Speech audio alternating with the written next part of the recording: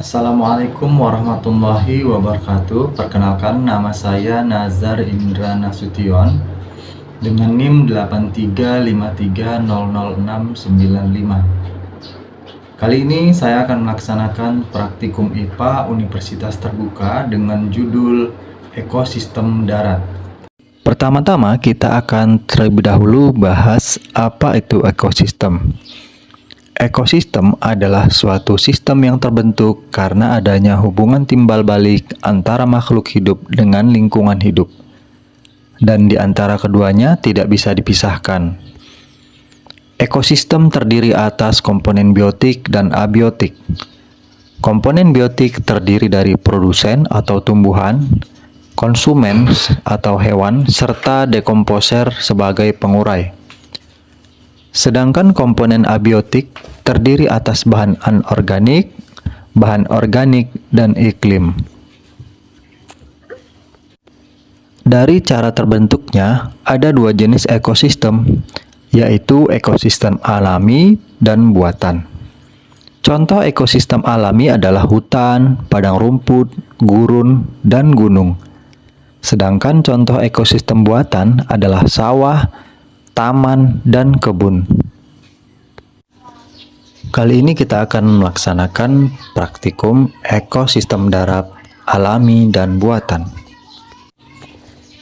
Adapun alat dan bahan yang akan kita persiapkan adalah yang pertama lembar pengamatan, alat tulis, aplikasi barometer, dan lingkungan sekitar. Yang pertama, kita akan menuju ke ekosistem darat alami atau hutan. Komponen abiotik beserta kondisinya yang ada di hutan antara lain kondisi cahayanya cukup serta suhunya mencapai 32 derajat Celcius. Jenis tanahnya gambut dan subur, anginnya semilir, serta keadaan airnya sangat cukup. Kemudian kita akan mengamati komponen biotiknya yang terdiri dari tanaman dan hewan. Yang pertama ada pohon waru, yang kedua ada tumbuhan paku-pakuan, yang ketiga ada pohon pepaya, yang keempat ada pohon mengkudu, dan yang kelima ada tanaman binahong. Kelima tanaman tersebut saling berinteraksi dengan komponen abiotik di lingkungannya, di mana tanaman membutuhkan cahaya matahari, air, dan juga tanah untuk membantu proses pertumbuhan dan perkembangannya. Selain itu, beberapa tanaman juga membutuhkan hewan yang dapat membantu proses penyerbukan. Selanjutnya, kita akan mengamati beberapa hewan. Yang pertama ada lebah, yang kedua ada laba-laba, yang ketiga ada kutu putih, yang keempat ada semut, dan yang terakhir ada kupu-kupu merbabu. Hewan-hewan tersebut juga berinteraksi dengan komponen biotik dan abiotik di lingkungannya. Mereka membutuhkan air, oksigen yang ada di lingkungannya untuk terus bertahan hidup dan berkembang biak. Dalam hal ini, tumbuhan dikatakan sebagai produsen dan hewan sebagai konsumen. Selain itu, terdapat juga dekomposer atau pengurai. Mereka adalah makhluk hidup atau organisme yang memperoleh energi dengan cara menguraikan sisa-sisa makhluk hidup lain yang telah mati. Di dalam ekosistem hutan ini, pengurai yang kita temukan adalah yaitu jamur, bakteri, dan berbagai jenis cacing. Selanjutnya, kita akan menuju ekosistem darat buatan, yaitu sawah. Komponen abiotik yang akan kita amati meliputi cahaya. Terlihat cahayanya sangat terik, suhunya mencapai 32 derajat Celcius.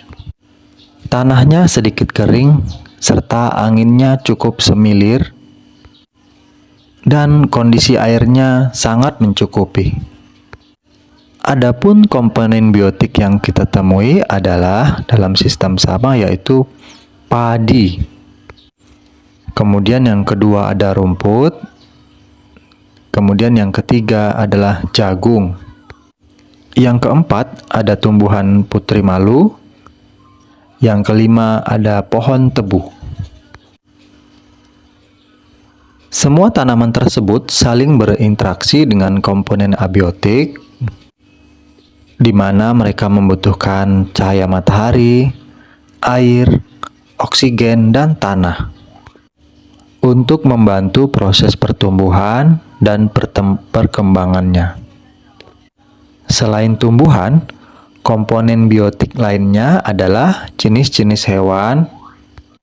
Yang pertama ada siput, selanjutnya ada semut, yang ketiga ada kadal, yang keempat terdapat belalang, dan yang kelima terdapat capung. Hewan-hewan tersebut juga saling berinteraksi dengan komponen biotik dan abiotik yang ada di sekitarnya. Mereka membutuhkan air, oksigen, dan makanan untuk bertahan hidup dan melangsungkan pertumbuhannya. Kemudian dekomposer atau pengurai yang ada kita temui adalah jamur dan cacing. Berikut adalah tabel hasil pengamatan abiotik dan biotik ekosistem darat alami dan buatan. Kesimpulan dari pengamatan ini adalah dari hasil pengamatan pada lingkungan sekitar, yaitu hutan dan sawah, menunjukkan bahwa di alam ini terdapat hubungan timbal balik antara unsur atau komponen biotik dan abiotik yang membentuk sistem ekologi atau disebut ekosistem. Interaksi tersebut mendukung keseimbangan alam yang menguntungkan bagi makhluk hidup termasuk manusia. Demikianlah hasil pengamatan saya tentang ekosistem darat. Terima kasih.